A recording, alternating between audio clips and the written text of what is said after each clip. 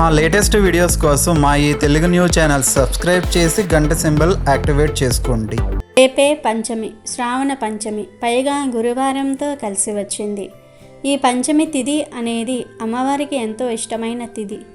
అందులోనూ ఈ మాసంలో వచ్చే పంచమి తిథి అంటే అమ్మవారు మరింత ఇష్టపడతారు. ఈరోజు ఎటువంటి పరిహారాలు చేసినా 100కు 100% ఫలితాలు వస్తాయి. ముఖ్యంగా ఈరోజు సాయంత్రం 6 తర్వాత కలబంద మొక్కతో ఇలా చేస్తే చాలు, మీ సుడి తిరిగిపోతుంది, మీరు కోటీశ్వర్లుగా మారిపోతారని శాస్త్రాలు చెప్తూ ఉన్నాయి. కాబట్టి పంచమి తిథి రోజు కలబంద మొక్కతో ఇలా చేయండి. ఇలా చేస్తే 7 తరాలకు సరిపడా డబ్బు వచ్చి పడుతుంది. మీ ఇంట్లోకి సంపాదన అనేది అట్రాక్ట్ అవుతుంది. కలబంద మొక్క ఎంతో శక్తివంతమైనది. కలబంద గురించి మన శాస్త్రాల్లో చాలా గొప్పగా చెప్పారు. కలబంద మొక్కలో 33 కోట్ల మంది దేవతలు కొలువై ఉంటారు. దేవతలందరూ కలబంద మొక్కలో ఉంటారు. అందుకే కలబంద మొక్కను అదృష్ట మొక్కగా భావిస్తారు. ఇంటి దగ్గర పెంచుతూ ఉంటారు. అలా కలబందను ఇంటి దగ్గర పెంచటం వలన ఇంట్లోకి ఎటువంటి చెడు రాకుండా అడ్డుకుంటుంది. మరి ఇంతటి శక్తులు కలిగిన కలబంద మొక్కతో పంచమి రోజు ఏం చేయాలి అనే విషయాన్ని ఇప్పుడు మనం ఈ వీడియోలో వివరంగా తెలుసుకుందాము. అంతకన్నా ముందు ఒక పవిత్ర కథను విందాం. ఫ్రెండ్స్, ఫస్ట్ అయితే కామెంట్ బాక్స్లో ఓం శ్రీ ధనలక్ష్మియే నమః అని కామెంట్ చేయండి. అలాగే ఈ వీడియోకి ఒక లైక్ కొట్టడం అస్సలు మర్చిపోవద్దు. అనగనగా సుందరపురం అనే గ్రామంలో సూరమ్మ అనే వృద్ధురాలు ఉండేది. ఆమెకు 2 కొడుకులు. ఆస్తి పంచుకున్నాక తల్లి బాగోగులు చూసుకోవటం బరువని భావించి కన్న తల్లినే కట్టుబట్టలతో ఇంటి నుండి బయటకు గెంటేశారు. ఆనాటి నుండి సూరమ్మ ఊరి చివర ఒక చిన్న గుడిసెలో ఒంటరిగా నివసించసాగింది. తన పొట్ట నింపుకోవడానికి గాజులు అమ్ముకుంటూ జీవనం గడిపేది. సూరమ్మ శ్రీ మహాలక్ష్మీదేవికి పరమభక్తురాలు. ఎంత కష్టంలో ఉన్నా ప్రతిరోజు అమ్మవారి నామస్మరణతోనే ఆమె రోజు మొదలయ్యేది. ఒకరోజు ఉదయం సూరమ్మ గాజుల బుట్టను సర్దుకుంటూ, అమ్మ శ్రీ మహాలక్ష్మీదేవి, నీ దయవలనే గడిచిన నెలలో గాజుల వ్యాపారం బాగా జరిగింది. నేను నా కాళ్లపై నిలబడగలుగుతున్నాను అంటే అది నీ చల్లని చూపు వల్లే తల్లి. నీ కరుణ ఎప్పుడూ నాపై ఇలానే ఉండాలి అని మనసులోనే అమ్మవారికి దండం పెట్టుకుంది. అంతలో పక్కింటి సుజాత అక్కడికి వచ్చింది.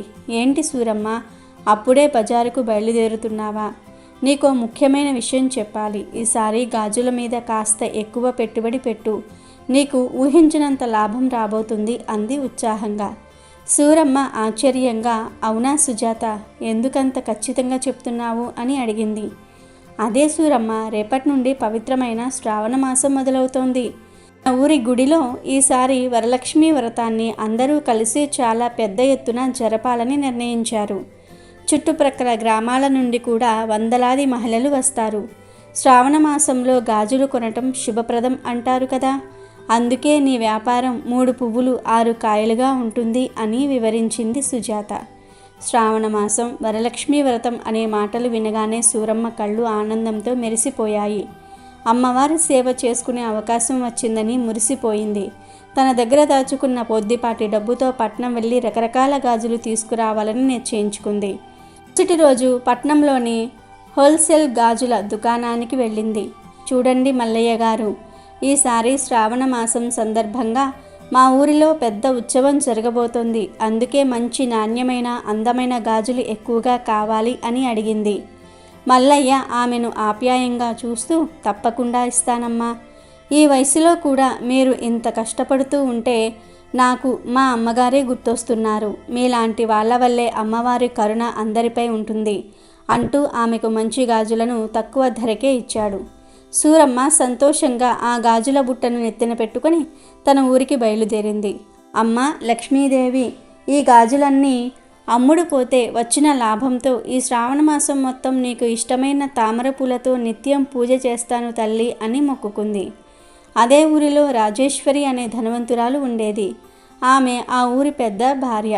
డబ్బు, అధికారం అండగా ఉండటంతో ఆమెకు గర్వం తలకెక్కింది. ఊరిలోని పేదవాళ్లను కనీసం మనుషుల్లాగా కూడా చూసేది కాదు. శ్రావణ మాసం వస్తూ ఉండటంతో వరలక్ష్మి వ్రతం రోజున అమ్మవారికి అందరికంటే గొప్ప చీర, నగలు సమర్పించి తన స్థాయిని ఊరందరికీ చూపించాలని నిర్ణయించుకుంది. దాంతో భర్త దగ్గరకు వెళ్ళి, ఏమండి, ఈసారి వ్రతానికి నేను అమ్మవారికి పెట్టే సారే ఊరిలో ఎవరూ పెట్టి ఉండకూడదు. 1,00,000 రూపాయలైనా సరే పట్టు చీర కొనివ్వండి అని భర్తతో చెప్పింది. భక్తి కంటే ఆడంబరమే ముఖ్యమైన ఆమెకు భర్త కిరణ్ కాదనలేక డబ్బు ఇచ్చాడు. శ్రావణ మాసం మొదలయ్యింది. సూరమ్మ వ్యాపారం సుజాత చెప్పినట్లే చాలా బాగా సాగుతోంది. రోజులు గడుస్తూ ఉన్నాయి. వరలక్ష్మీ వ్రతానికి 3 రోజుల ముందు సుజాత మళ్ళీ సూరమ్మ వద్దకు వచ్చి, సూరమ్మ, వ్రతం రోజు అమ్మవారికి సారె సమర్పించే ఆచారం మన ఊరిలో ఉంది. 3 రోజుల పాటు ఒక్కో వస్తువును కొని వ్రతం నాడు అన్నిటినీ కలిపి అమ్మవారికి సమర్పించాలి. మొదటి రోజు అమ్మవారికి పసుపు రంగు చీర, రెండో రోజు పచ్చగాజులు, మూడో రోజు కమలం పువ్వులు కొనాలి అని చెప్పింది. సూరమ్మ ఆనందంగా సరేనని ఆ రోజు వ్యాపారం ముగించుకొని వచ్చిన డబ్బుతో బట్టల దుకాణానికి వెళ్ళింది. అదే సమయానికి రాజేశ్వరి కూడా అక్కడికి వచ్చింది. ఆమె 1,000 రూపాయలు పెట్టి ఒక ఖరీదైన పట్టు చీరను ఎంచుకుంది. సూరమ్మ తన శక్తికి తగినట్లుగా ఒక అందమైన పసుపు పచ్చ నూలు చీరను తీసుకుంది. అది చూసిన రాజేశ్వరి, చీచి, ఇదేం చీర, దీన్ని మా ఇంట్లో పనివాళ్ళు కూడా కట్టుకోరు. ఇలాంటి చింకి పీలికను తీసుకుని వెళ్ళి అమ్మవారికి పెడతావా? నీలాంటి వాళ్ళ వల్లే మన ఊరికి దరిద్రం పట్టుకుంటుంది అని అందరి ముందు సూరమ్మను అవమానించి అక్కడి నుండి వెళ్ళిపోయింది. సూరమ్మ ఆ మాటలకు బాధపడినా, నా భక్తి నాది, నా శక్తి ఇంతే తల్లి అని ఆ చీరను తీసుకుని ఇంటికి వచ్చి దేవుని గదిలో పెట్టింది. మరుసటి రోజు సూరమ్మ అమ్మవారికి సమర్పించడానికి తన గాజుల బుట్ట నుండి కొన్ని అందమైన పచ్చగాజులను తీసి చీర పక్కన పెట్టింది. ఆ రోజు కూడా వ్యాపారం కోసం గుడి దగ్గర కూర్చుంటుంది. ఇంతలో రాజేశ్వరి గాజులు కొనడానికి అక్కడికి వచ్చింది. ఓహో, నిన్నటి నాసిరకం చీర నువ్వేగా కొన్నది? సరే, నీ దగ్గర ఉన్న గాజులలో అన్నిటికంటే ఖరీదైనవి చూపించు అని హేళనగా అడిగింది. సూరమ్మ మౌనంగా గాజులు చూపించగా వాటిల్లో ఖరీదైనవి కొని కొన్ని డబ్బులు విసిరేసి వెళ్ళిపోయింది. ఆ రాత్రి ఒక ఊహించని సంఘటన జరిగింది. సూరమ్మ గాజులు అమ్ముకుని ఇంటికి తిరిగి వస్తూ ఉండగా రాజేశ్వరి పంపిన మనుషులు కావాలనే ఆమెను నెట్టేశారు. దీంతో గాజుల బుట్ట కింద పడి అందులోని గాజులన్నీ ముక్కలైపోయాయి. సూరమ్మ గుండె పగిలింది. తన పెట్టుబడి ఆశలన్నీ ఆ పగిలిన గాజు ముక్కల్లో కనిపించాయి. కన్నీళ్లతో ఇంటికి చేరిన ఆమె కోసం మరో పెద్ద సమస్య ఎదురు చూస్తోంది. ఎప్పుడో తరిమేసిన ఆమె కొడుకులు గుడిసె ముందు నిలబడి ఉన్నారు. ఆమెను చూడగానే, ఏమే ముసల్దానా, శ్రావణమాసం అని బాగా సంపాదించావంటగా, ఆ డబ్బు మాకు ఇవ్వు, నీకెందుకు అంత డబ్బు అని గద్దించారు. ఆమె చేతిలో ఉన్న చిన్న డబ్బుల మూటను లాక్కొని పోయారు. నాయనా, ఇది అమ్మవారి పూజ కోసం దాచిన డబ్బు, దయచేసి వదిలివేయండి అని సూరమ్మ ఎంత వేడుకున్నా వారు వినలేదు. పెనుగులాటలో ఆ కొద్దిపాటి డబ్బులు కూడా నేలపాలయ్యాయి. కొడుకులు ఆమెను తిడుతూ అక్కడి నుండి వెళ్ళిపోయారు. అవమానం, నష్టం, కొడుకుల ప్రవర్తనతో సూరమ్మ కుప్పకూలిపోయింది. అమ్మా జగన్మాత, చీర కొన్నాను, గాజులు సిద్ధం చేశాను, కానీ ఇప్పుడు నా దగ్గర కమలం పువ్వు కొనడానికి 1 రూపాయి కూడా లేదు. నా గాజులన్నీ పగిలిపోయాయి. రేపు వ్రతం రోజు నీకు ఎలా సారె సమర్పించాలి అని ఏడుస్తూనే నిద్రలోనికి జారుకుంది. వరలక్ష్మీ వ్రతం రోజు ఉదయం ఊరంతా కోలాహలంగా ఉంది. కానీ సూరమ్మ మాత్రం నిరాశతో, నీరసంతో కదలలేని స్థితిలో ఉంది. కనీసం గుడికి వెళ్ళే ఓపిక కూడా ఆమెకు లేదు. గుడిసెలోని కూర్చొని కన్నీరు పెట్టుకుంటూ ఉండగా, అమ్మ దాహంగా ఉంది, కాస్త మంచినీళ్ళు ఇస్తారా అనే పిలుపు వినిపించింది. ఆమె ఒక గర్భవతి అయిన యువతి నీరసంగా నిలబడి ఉంది. సూరమ్మ లేవలేక లేచి కుండలో ఉన్న నీటిని ఆమెకు ఇచ్చింది. ఆ నీళ్లు తాకి ఆ యువతి, అమ్మ ఈరోజు వరలక్ష్మీ వ్రతం కదా, మీరేమీ పూజ చేయలేదా, గుడికి వెళ్ళలేదా అని అడిగింది. సూరమ్మ తన గోడునంతా వెళ్ళబోసుకుంది. అంతా విన్న ఆ యువతి, అయ్యో, నేను కూడా అమ్మవారికి సారె సమర్పిద్దామని వచ్చాను, కానీ నా దగ్గర ఏమీ లేవు అని బాధపడింది. ఆ మాట వినగానే సూరమ్మకు ఒక ఆలోచన వచ్చింది. అమ్మ, నా దగ్గర చీర, కొన్ని పగిలిపోగా మిగిలిన పచ్చగాజులు ఉన్నాయి.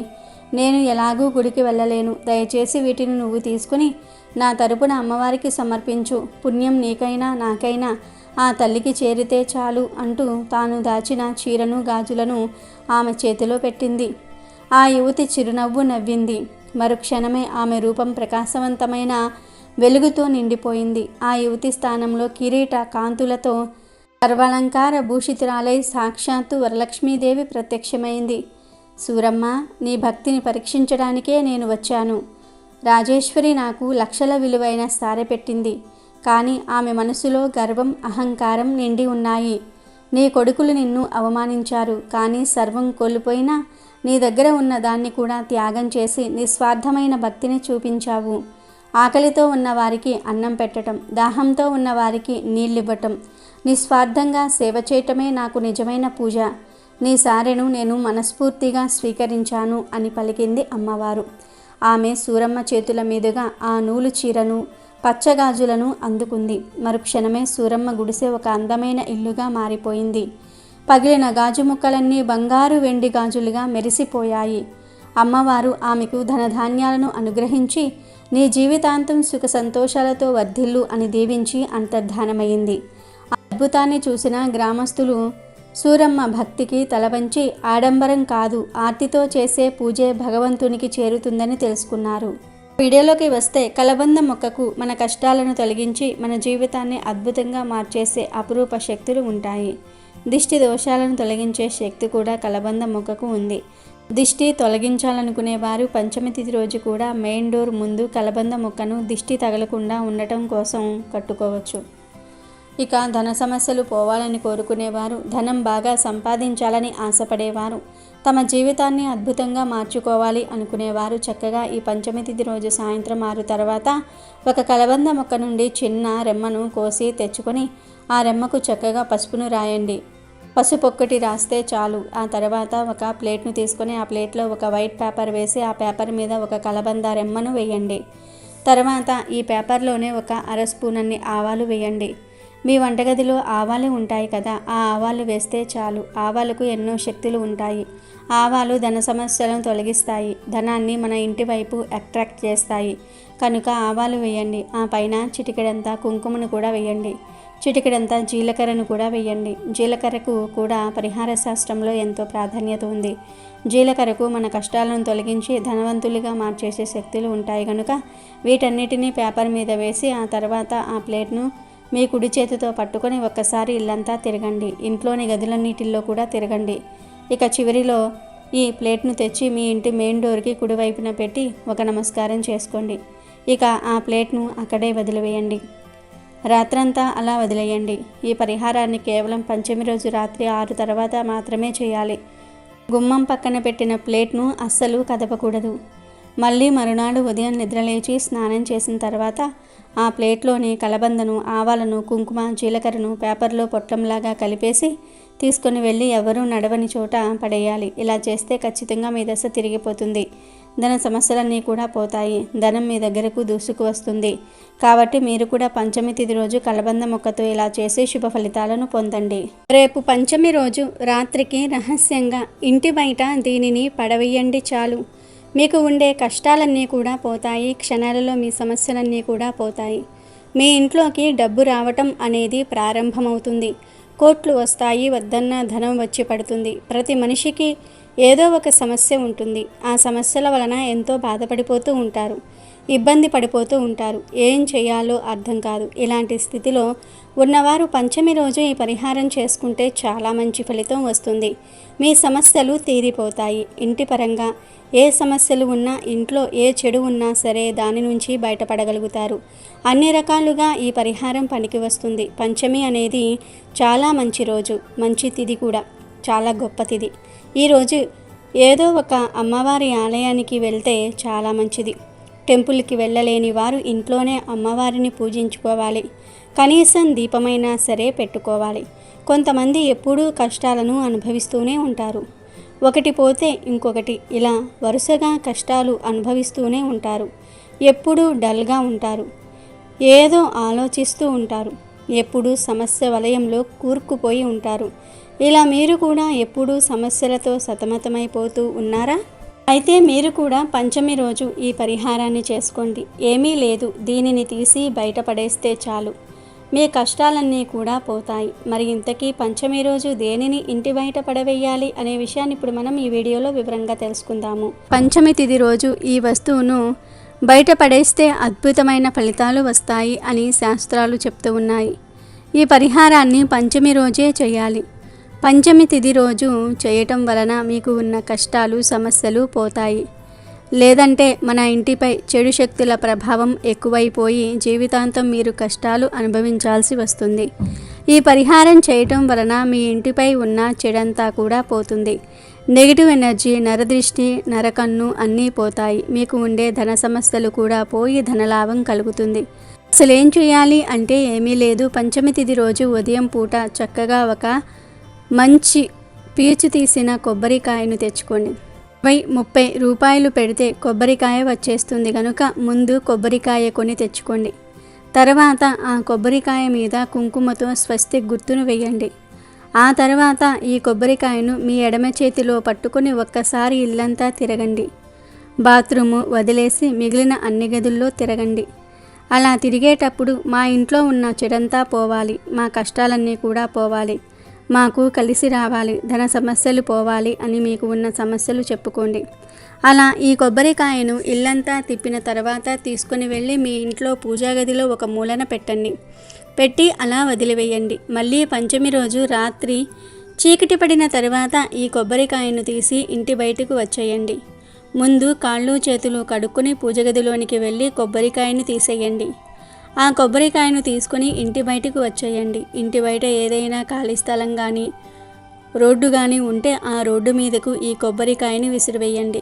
మీరు ఎంత దూరం విసిరగలిగితే అంత దూరం విసిరివేయండి. మీ ఇంటి దగ్గరలో ఎటువంటి రోడ్డు ఖాళీ స్థలాలు లేకపోతే 2-3 రోడ్లు కలిసే చోటకు వెళ్ళి అక్కడ ఈ కొబ్బరికాయను పడవేయండి.